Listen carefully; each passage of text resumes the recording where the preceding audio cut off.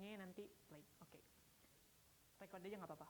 1, 2, 3. Saya akan memulai pidato saya dalam hitungan 3, 2, 1. Kami percaya dalam suatu konteks permasalahan keuangan, pemerintah memerlukan aktor kedua untuk memberikan bimbingan sekaligus arahan untuk menetapkan batas pengeluaran pemerintah agar tercipta dua hal, yaitu stabilitas moneter dan juga legitimasi terhadap pemerintah agar dapat memberikan suatu kepastian kepada masyarakat. Dan kontribusi saya sebagai pembicara pertama dari tim pemerintah pembuka ada 3. Yang pertama saya memberikan setup pembuka debat, yang kedua saya akan memberikan analisis justifikasi, dan yang ketiga saya akan memberikan analisis simplifikasi.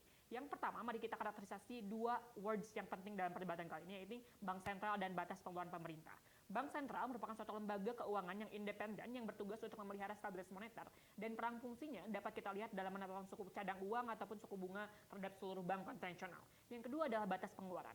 Batas pengeluaran ialah merujuk pada batas pengeluaran dari sebuah sektor negara terhadap seluruh komponen yang dikeluarkan oleh negara dengan mempertimbangkan stabilitas dan kapabilitas kapital dari negara untuk membayar segala pengeluaran tersebut. Dan modal mekanisme yang ingin kami gunakan sebagai pemerintah pembuka adalah 5 hal. Yang pertama, bank sentral akan meninjau dan memberikan portofolio terkait kondisi moneter, seperti misalnya bagaimana suku cadang uang dan bagaimana suku cadang internasional dan bagaimana misalnya pengeluaran harus terjadi di pemerintah. B, pemerintah akan menjadikan portofolio yang diberikan BI sebagai basis pengambilan rancangan anggaran belanja.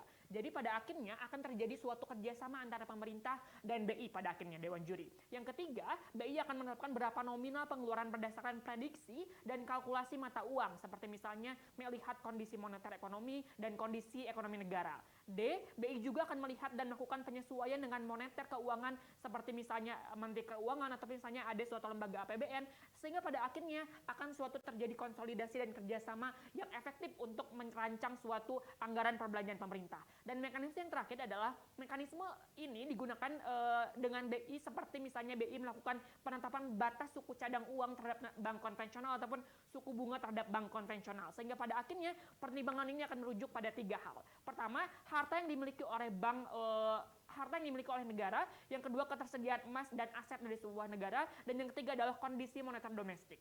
Yang selanjutnya mari kita analisis justifikasi mengapa kebijakan ini perlu dan layak untuk diterapkan. Kita harus melihat bahwa kami sebagai tim pemerintah pembuka ingin menerapkan suatu kebijakan ini karena penting dan eksklusif untuk diterapkan. Pertama, penting untuk kita mengkarakterisasi urgensi kenapa pemerintah harus di-upping atau harus dibimbing oleh suatu BI. Karena pemerintah memiliki sistem keuangan yang relatif tidak stabil dan hanya mempertimbangkan proyeksi keberhasilan. Contohnya, kita selalu setuju dengan pengeluaran utang dan kita setuju terhadap pengambilan utang dengan 2 hal. Yang pertama adalah utang kepada pihak lain, di mana pemerintah meminjam sejumlah uang terhadap negara, terhadap perusahaan ataupun terhadap individu lain. Ataupun ketika misalnya pemerintah tidak meminjam uang kepada aktor lain, pemerintah menjual aset obligasi mereka kepada orang lain untuk mendapatkan uang mereka. Dan status saat ini menunjukkan bahwa pemerintah tidaklah mengindahkan suatu stabilitas moneter pada akhirnya, karena ini akan berimplikasi pada 3 hal. Di mana pemerintah hanya memikirkan dampak baik dan pemerintah hanya memikirkan bahwa mereka akan mendapatkan dana tambahan tanpa mempertimbangkan suku cadang uang negara untuk membayar utang tersebut. Yang kedua, pemerintah juga kerap mendapatkan permasalahan moneter di mana ketersediaan uang di masyarakat banyak ataupun sedikit karena adanya suatu penjualan surat obligasi dan peminjaman utang yang tidak terkala, dan itu beresiko terhadap inflasi ataupun deflasi. Pemerintah juga sangat tidak stabil dan sangat tidak baik ketika misalnya permasalahan moneter selalu ditutupi oleh kebijakan fiskal, di mana pada akhirnya ketika ada suatu utang yang besar di pemerintah langsung menerapkan suatu pajak ekspansif atau misalnya peningkatan minimal retribusi. Jelas ini akan mengancam moneter dan jelas ini merupakan suatu urgensi di mana pemerintah tidak memiliki kapabilitas untuk rasionalisasi bagaimana penetapan pengeluaran negara, sehingga pada akhirnya pemerintah juga tidak memberikan solusi yang konkret. Berdasarkan urgensi tersebut, kita sepakat bahwa BI adalah satu-satunya aktor yang dapat membantu pemerintah untuk menetapkan batas pengeluaran dengan mempertimbangkan sebagai berikut.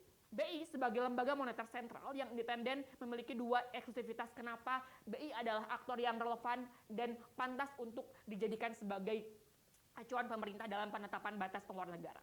Pertama, BI adalah suatu lembaga yang independen. Independen ataupun sifat dari kemandirian ini akan membentuk suatu rasionalisasi yang bersifat objektif dan sesuai dengan konteks kenyataan moneter suatu negara.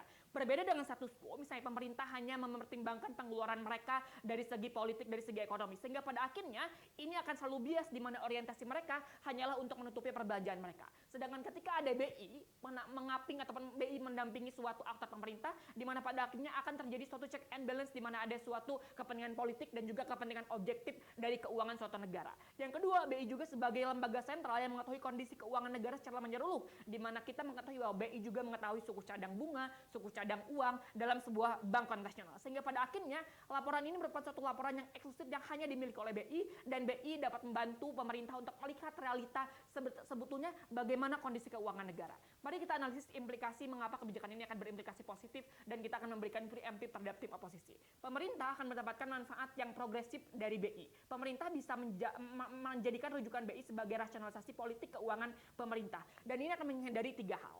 A, ini akan menghindari suatu resiko government rush ataupun government corrupt, atau misalnya kita bisa analogikan seperti bankrupt ataupun bank rush, di mana pemerintah tidak memiliki kapabilitas untuk mengembalikan uang dan mengadakan uang kepada masyarakat. Kita dapat melihat bagaimana misalnya pemerintah gagal untuk misalnya membeli lagi surat obligasi yang telah pemerintah jual, atau misalnya mengembalikan utang yang telah pemerintah pinjam. Itu menunjukkan suatu kegagalan misalnya rasionalisasi pengeluaran pemerintah. Sehingga ketika misalnya BI membantu hal ini, maka government rush ataupun government corrupt akan termitigasi ataupun akan tereduksi atau bahkan akan terkonsen dengan baik. Resiko yang kedua adalah kita dapat menghindari resiko inflasi ataupun deflasi, di mana pada akhirnya ketika BI mengaping pemerintah, pemerintah akan menempatkan pemetaan kurs mata uang yang lebih baik, di mana pemerintah akan menempatkan pemetaan moneter yang lebih stabil dan lebih baik. Berbeda dengan satu saat ini, di mana pemerintah tidak mendapatkan suatu kalkulasi bagaimana misalnya mata uang dapat beredar ataupun tidak dapat beredar. Sehingga ketika misalnya BI membantu, maka BI akan menjelaskan bagaimana misalnya resiko, bagaimana misalnya proyeksi-proyeksi di kemudian hari. Yang terakhir, ini merupakan suatu hal yang eksklusif di sisi kita semua, di mana pada akhirnya ini akan memberikan legitimasi terhadap pemerintah yang lebih baik, di mana masyarakat merasa aman dan batas uang yang ditentukan oleh BI itu adalah suatu lembaga yang rasional, di mana pada akhirnya masyarakat akan menerima batas pengeluaran tersebut. Kita melihat bahwa urgensi saat ini adalah pemerintah dicap sebagai aktor yang tidak rasional dan kompensasinya dipertanyakan. Hal ini diperjelas oleh misalnya kondisi di mana utang kita banyak, harga bahan pokok naik. Itu menunjukkan bahwa masyarakat tidak lagi mengindahkan suatu konstruksi yang pemerintah bentuk, di mana pada akhirnya masyarakat berpikir bahwa utang negara ataupun pengeluaran negara hanya ditujukan untuk kepentingan negara itu sendiri. Sehingga ketika misalnya ada BI mengaping pemerintah, masyarakat akan memberikan legitimasi lebih kepada pemerintah dengan menganggap bahwa pada akhirnya ada suatu kontribusi BI yang rasional dan objektif dalam pengeluaran negara. Oleh karena itu, kami bangga untuk membuka kasus perdebatan kali ini.